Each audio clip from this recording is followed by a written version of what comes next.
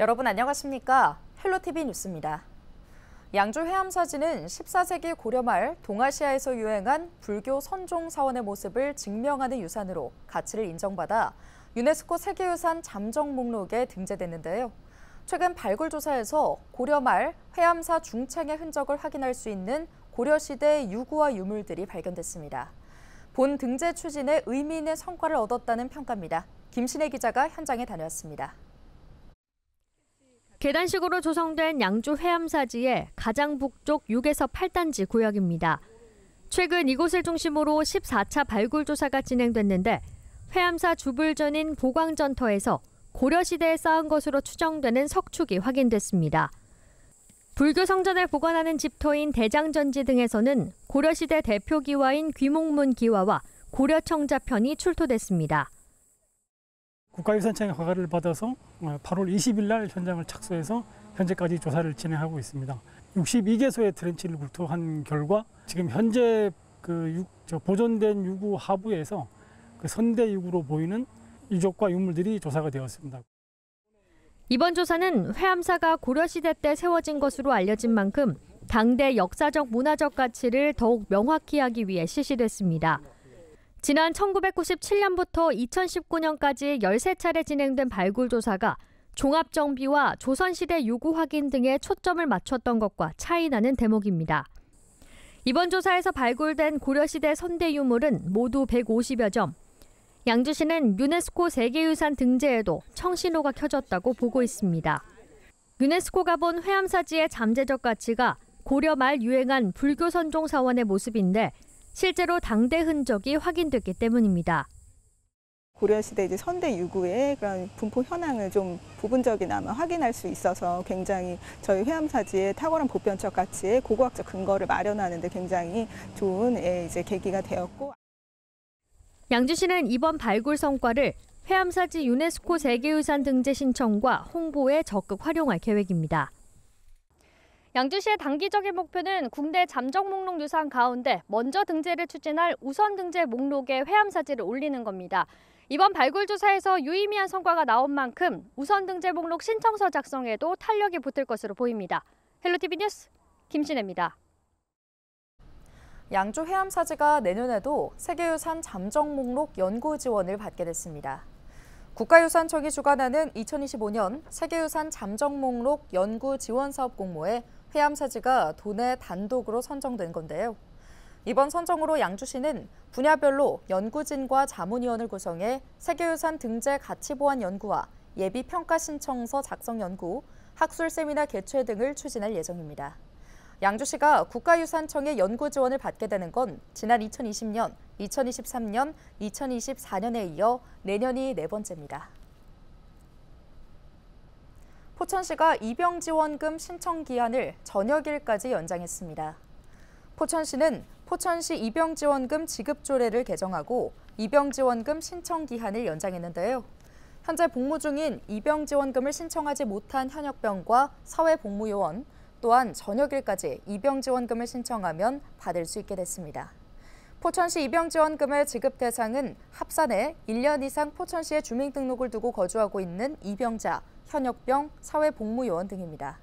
주민등록 주소지 읍면동 행정복지센터에 방문해 신청하면 되며 경기지역 화폐인 포천사랑 상품권 카드로 10만 원을 지원받을 수 있습니다.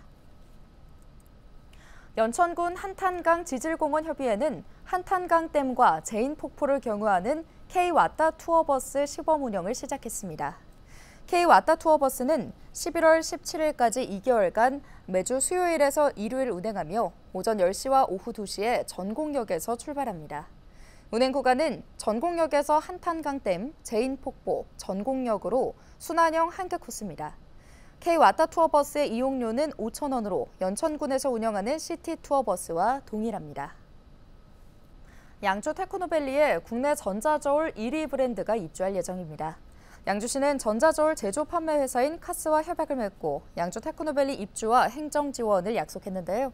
강수현 양주시장은 첨단 기술과 산업 발전을 핵심 도시로 도약하는 데 필요한 행정적 지원을 아끼지 않겠다고 밝혔습니다.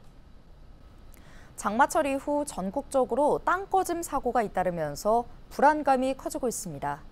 어느 때보다 안전점검 필요성이 높아지고 있지만 현재의 인력과 장비로는 한계가 있다는 지적도 나옵니다. 이세진 기자의 보도입니다.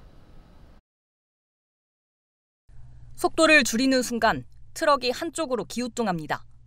얼마 지나지 않아 옆에 있던 트럭까지 2대가 한꺼번에 도로 아래로 빨려 들어갑니다. 폭우가 이어진 지난 주말 부산에서 발생한 땅꺼짐 사고입니다. 사고 현장에 생긴 구덩이는 가로 10m, 세로 5m 규모, 깊이는 무려 8m에 달했습니다. 지난달 서울 연희동에서도 갑자기 내려앉은 도로 밑으로 달리던 차량이 떨어지면서 2명이 다쳤습니다. 최근 5년 동안 전국에서 발생한 땅꺼짐 사고는 800여 건, 이틀에 한 번꼴로 발생한 셈입니다. 주민들은 불안을 호소합니다. 트럭 2대가 폭삭 밑으로 빠지더라고요. 그래서 어머야, 저게 있을 수 있는 일인가? 무섭지요. 무서운데 이 도로가 다져서 아스팔트를 놨는데 어떻게 그게 무너질까가 의문이고. 땅꺼짐은 지형 특성과 기상 상황, 매설물 영향에 따라 복합적으로 발생합니다. 사고를 예방하려면 지속적인 점검을 통해 지하에 있는 빈 구멍을 미리 찾는 수밖에 없습니다. 점검 장비인 지표 투과 레이더를 활용하면 도로 아래 2m까지 살펴볼 수 있습니다.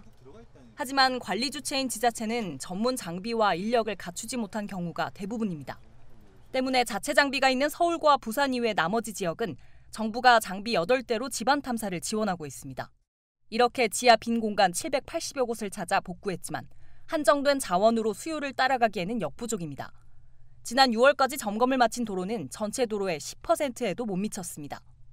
싱크홀 사고는 언제 어디서 발생할지 모르는 그런 위험 요인을 가지고 있습니다. 그래서 선제적인 예방을 통해서 사전에 위험 요인을 제거하는 것이 매우 중요합니다. 관련 장비 그리고 전문 인력을 확충해서 집안 탐사 범위를 확대해야 합니다.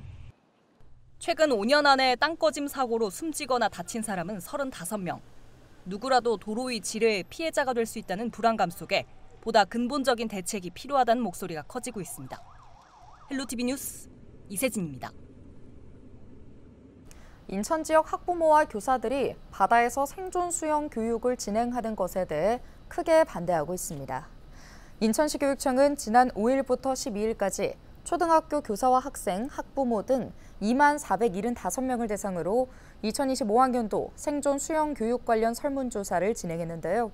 조사 항목에는 초등학생 생존 수영 교육을 바다에서 운영하는 방안에 대한 찬반 의견과 그 이유를 묻는 내용이 포함됐습니다.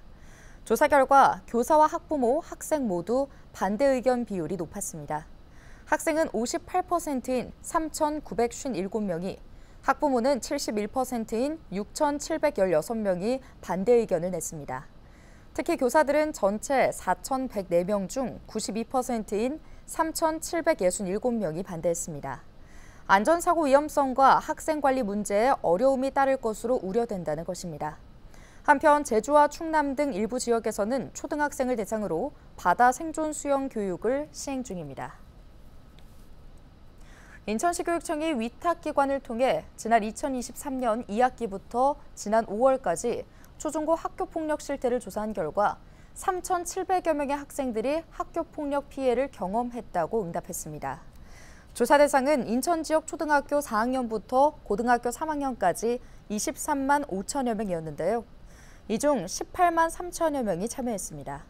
학교폭력 피해 응답 유형을 보면 언어폭력이 38.8%로 가장 많았고 집단 따돌림과 신체폭력이 각각 15.9%와 15.4%, 사이버 폭력이 8.7%로 뒤를 이었습니다. 피해 장소는 교실 안이 28.9%였고 복도와 계단 16.7%, 운동장과 체육관 등이 8.7%였습니다. 경기도교육청 화해중재단이 지난 8월 기준 936건 중재 신청에 대해 화해 중재 절차로 약 88%인 823건의 화해를 이끌었습니다. 학교폭력 사안 2,300여 건에 대해서도 관계 회복 프로그램을 운영해 갈등 심화를 방지하고 학교폭력을 예방했는데요. 화해중재단은 학교폭력, 학생 인권 침해, 교육활동 침해 등 학교 내 갈등 사안을 조정하고 중재 갈등 당사자 간 관계를 회복하는 역할을 도와줍니다. 현재 25개 교육지원청에는 화해중재 전문성을 지닌 1,004명의 중재위원이 활동하고 있습니다. 경기도는 제3경인고속화도로, 서수원 의왕간 고속화도로 등 도가 운영하는 두 곳의 민자도로 통행료를 다음 달 1일부터 인상할 예정이라고 밝혔습니다. 제3경인고속화도로는 무랑튀지, 고잔튀지를 기준으로 1에서 5종 차종별로 300에서 600원씩 통행료가 인상되며 연성튀지도 일부 인상되는데요. 서수원 의왕 고속화도로는 의왕튀지 기준으로 1에서 5종 모두 100원씩 통행료가 인상됩니다. 일산대교는 현재 소송 진행 중이므로 소송 종결 시까지 통행료를 동결하기로 하고 소송 결과에 따라 추후 인상 여부를 결정할 예정입니다. 국내 최초로 심야 자율주행 택시가 서울 강남 일대에서 운행을 시작했습니다. 운행 시간은 평일 밤 11시부터 다음 날 새벽 5시까지며 강남구와 서초구 등 일부 지역을 대상으로 운행됩니다. 이용 방법은 택시 호출 앱인 카카오티를 통해 호출하면 되고 내년 정식 운행 전까지 요금은 무료입니다. 운행 구간 중 4차로 이상 도로 구간에서는 자율주행으로 운행되며 주택가, 이면도로 등에서는 보행자의 안전을 위해 수동으로 운행됩니다. 경기도는 금융감독원, 경찰청, 금융보안원 합동으로 온라인 대부중개 사이트에 대한 합동점검을 시작했습니다. 합동점검은 경기도에 등록된 5개 온라인 대부중개 사이트를 대상으로 불법 개인정보 유출, 불법 사금융업체 광고 대행, 허위 과장 광고 등을 집중적으로 단속하는데요. 도는 신고센터에 접수된 불법 사금융 연계, 개인정보 불법 유통 등 불법 행위 관련 사항도 살펴볼 계획입니다. 위법 사항이 적발될 경우 해당 업체는 관련 법령에 따라 과태료 부과, 영업 정지 등의 조치를 받게 되며 중대 위법 사항에 대해서는 수사 의뢰에 따른 수사도 진행할 수 있습니다. 인천 지역에서 혼인과 출생 건수가 증가한 것으로 나타났습니다. 통계청이 내놓은 자료를 보면 인천의 조출생률은 올해 7월 기준 5.3%로 지난해 같은 달 4.5%보다 높았는데요. 전국 평균은 4.8%입니다. 올해 7월 기준 인천의 출생아 수는 1,347명으로 지난해 같은 달 1,138명보다 늘었습니다. 혼인 건수도 증가했습니다. 올해 7월에는 1,120명으로 전년 동월 835명 대비 증가했습니다. 조혼인율은 7월 기준 4.4%로 지난해 같은 달인 3.3%에 비해 높았습니다. 전국 평균은 4.4%입니다. 정부가 청약통장의 금리를 인상하고 민영이나 공공주택 중 한 가지 유형에만 청약을 가능했던 입주자 저축을 주택 청약 종합저축으로 전환 허용하기로 했습니다. 국토교통부는 현행 2%에서 2.8%인 주택 청약 종합저축의 금리를 지난 23일 2.3%에서 3.1%로 0.3%포인트 인상했다고 밝혔는데요. 또 10월부터 기존 청약예금과 부금, 청약저축통장을 주택 청약 종합저축으로 전환 허용해 민영이나 공공주택 모든 유형에 청약할 수 있도록 했다고 덧붙였습니다. 국토부는 이와 함께 올해부터 청약통장 소득공제 한도가 기존 240만 원에서 300만 원으로 늘어나며 월 납입 인정액도 11월부터 10만 원에서 25만 원으로 상향할 계획입니다.